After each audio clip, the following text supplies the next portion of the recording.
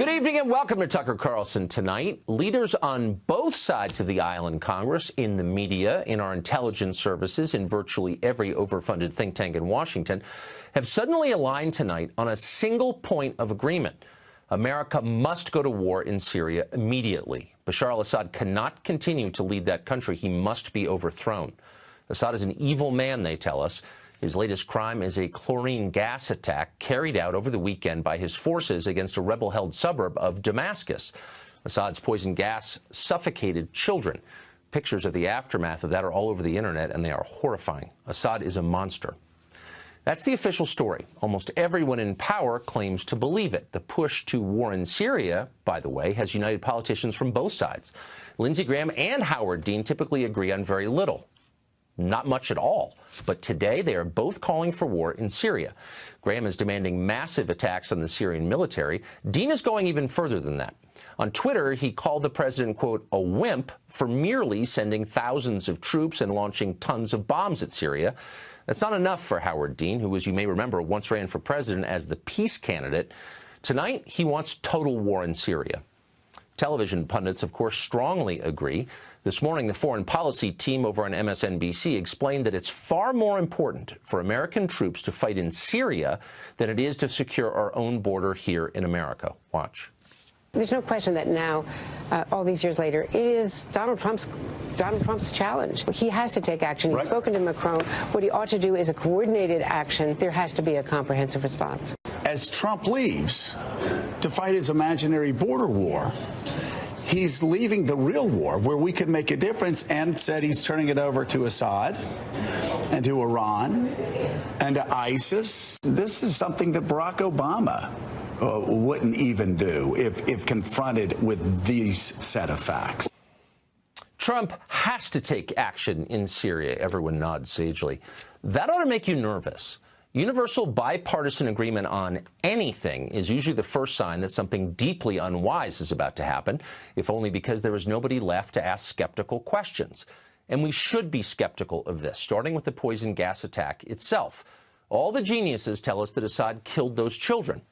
But do they really know that? Of course they don't really know that. They're making it up. They have no real idea what happened. Actually, both sides in the Syrian civil war possess chemical weapons. How would it benefit Assad using chlorine gas last weekend? Well, it wouldn't. Assad's forces have been winning the war in Syria. The administration just announced its plans to pull American troops out of Syria, having vanquished ISIS. That's good news for Assad, and about the only thing he could do to reverse it and to hurt himself would be to use poison gas against children. Well, he did it anyway, they tell us. He's that evil. Please. Keep in mind, this is the same story they told us last April. Do you remember that?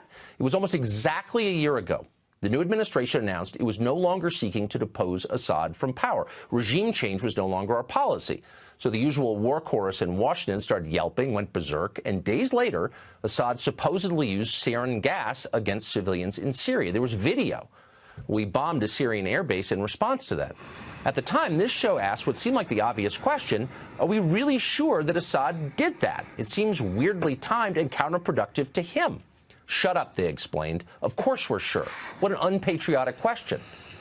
But of course they were lying. 2 months ago, the Secretary of Defense admitted that actually we still have no proof that Assad used sarin gas last year. The story, it turns out, was propaganda. It was designed to manipulate Americans, just like so much of what they say. We've seen this movie before, and we know how it ends. But just for the sake of argument, let's assume they're not lying this time. Let's assume Assad did just use chlorine gas against kids. He's perfectly capable of that, by the way, not defending his moral character. Let's say he did do it. Would that be worth starting a new war over? Overthrowing Assad's regime in Syria would result in chaos. Many thousands would die. In fact, we might likely see the genocide of one of the last remaining Christian communities in the Middle East, and we ought to care about that.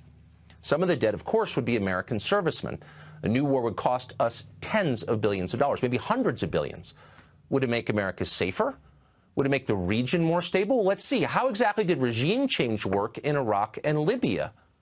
Doesn't matter, say our moral leaders on CNN and everywhere else. Atrocities like this cannot be tolerated. Okay, but let's be real. We do tolerate atrocities like this all the time. For example, there's a devastating famine killing children in Yemen right now. The Saudis are causing that famine. Should we drop tomahawks on Riyadh in response? Not until it's on YouTube, apparently. When you conduct foreign policy by viral video, pictures are essential. But in real life, Syria is a highly complicated place. With Assad gone, who would run it exactly? Do we have another strongman in place to install?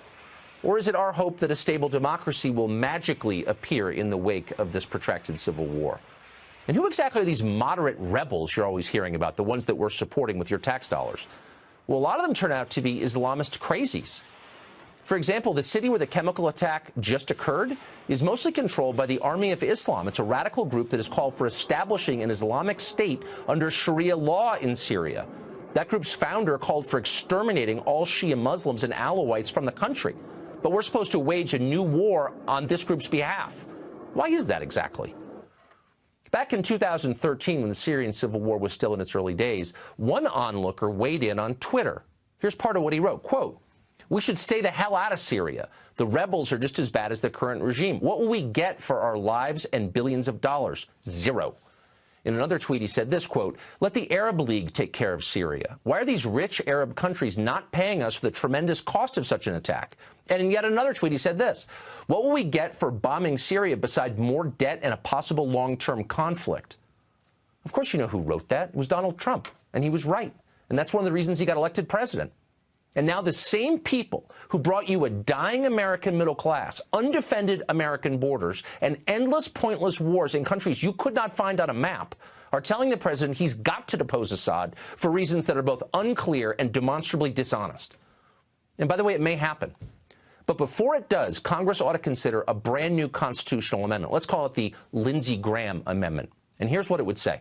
Congress shall topple no government until it finishes rebuilding the last government it toppled. And furthermore, talk show generals shall be required to personally visit the battlefield of every war they advocate for. End of amendment. That would have an immediate and positive effect. Let's hope it passes.